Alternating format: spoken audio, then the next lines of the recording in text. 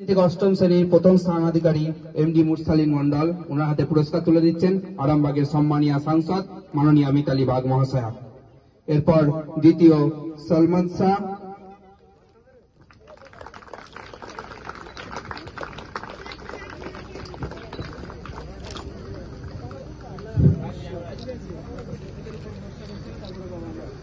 এরপর তৃতীয় মীর মোহাম্মদ সাইনুল ইসলাম।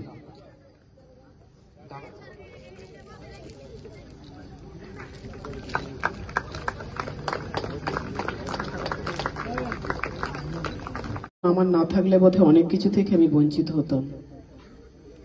তো আমি কৃতজ্ঞ আর একজনের কাছে যে প্রত্যেকটা আরামবাগের প্রতিটা প্রোগ্রামেরতে ছুটে আসেন উনি।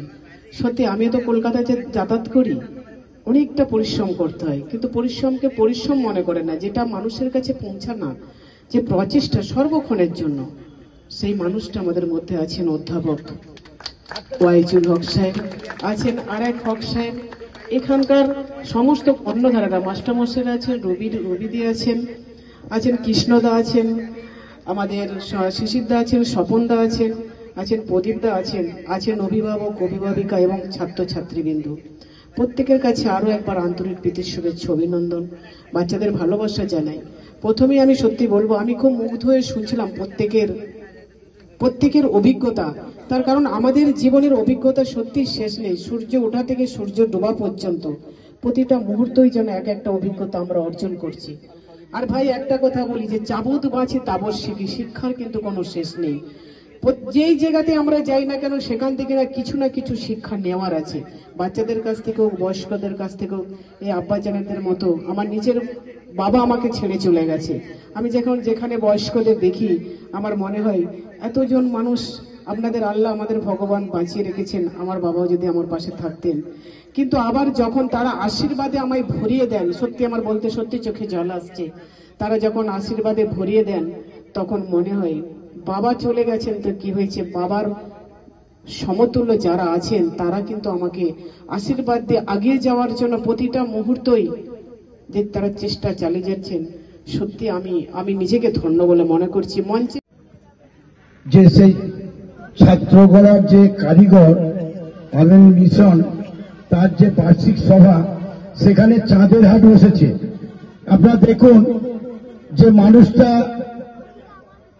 আপনাদের কাছে ওয়াইজুল সাহেব বক্তব্য রাখবেন, আপনারা শুনলে অবাক হয়ে যাবেন। আমি তখন নার্সিংহোমে ভর্তি কলকাতায়, স্কুল ফাইনাল যে পরীক্ষা, সেই পরীক্ষার রেজাল্ট নিয়ে একটা বিরাট বিভ্রাট হয়েছিল। আমি যখন সেই নার্সিংহোম থেকে যখন ওনাকে ফোন করি, দিদিকে ফোন করি, দিদি সেই ওয়াইজুল সাহেবের ওপর দায়িত্ব দেয়।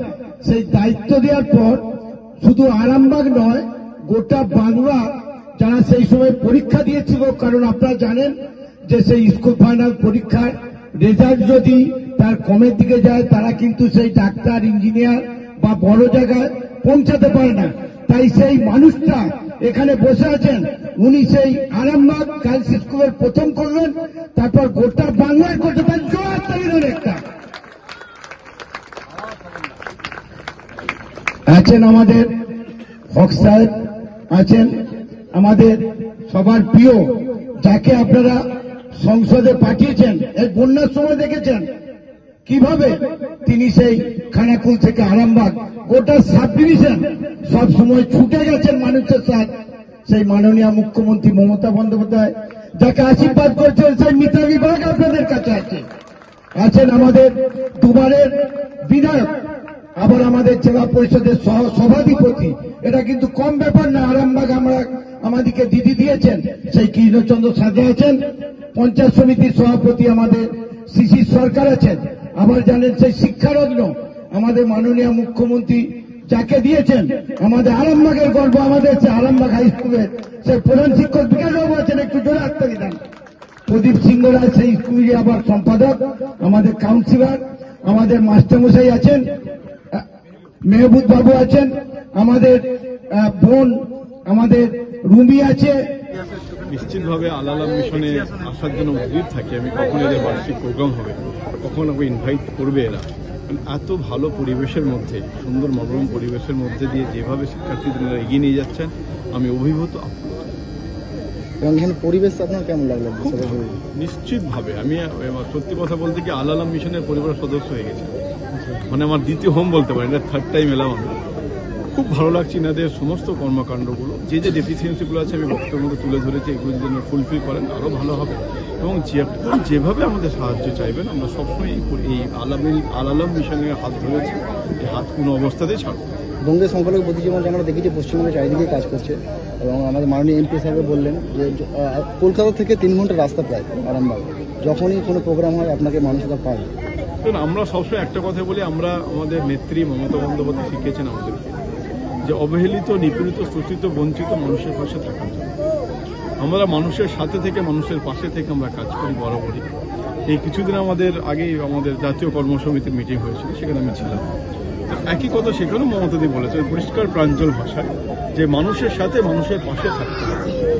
মানুষ অসহায়, আমি একটা দিনে পরিষ্কার ক্লিয়ারিফিকেশন করে দিয়েছেন, আমরা মানুষকে দেখি, ধর্ম দেখি না, জাতি দেখি না, রাজনীতি দেখি না।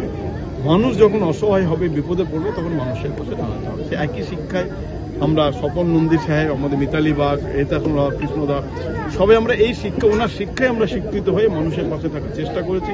আমরা দেখেছি কিভাবে তিনি অত্যাচারিত হয়ে, কিভাবে তাকে চুলের মুঠি ধরে মাঠ থেকে, মানে পায়ের নখ থেকে মাথা অবধি তার দাগে দাগ পড়তে, তারপরেও কিন্তু বাংলায় তিনি এসে যেভাবে মানুষের মুখে হাসি ফুটিয়েছেন। আজকে বাংলার আমি দায়িত্ব নিয়ে বলতে পারি, বাংলা আরও আমার থেকে ভালো জানবেন, বাংলায় অভাব বলে আর কিছু নেই। আজ 15 বছর ধরে প্রায় আমরা ক্ষমতায় আছি, মমতা বন্দ্যোপাধ্যায় মুখ্যমন্ত্রী আছেন, তিনি প্রতিটা ডাউন ক্লথ, এখানে আমরা আসলে আমরা গেছে তখন অব্দি এটা 800 লাখ মানুষ খেয়ে জীবনযাপন করতো, পোকা খেয়ে জীবনযাপন করতো। এখন সেখানকে গিয়ে দেখুন কত সুন্দর পরিবেশ তৈরি হয়ে গেছে।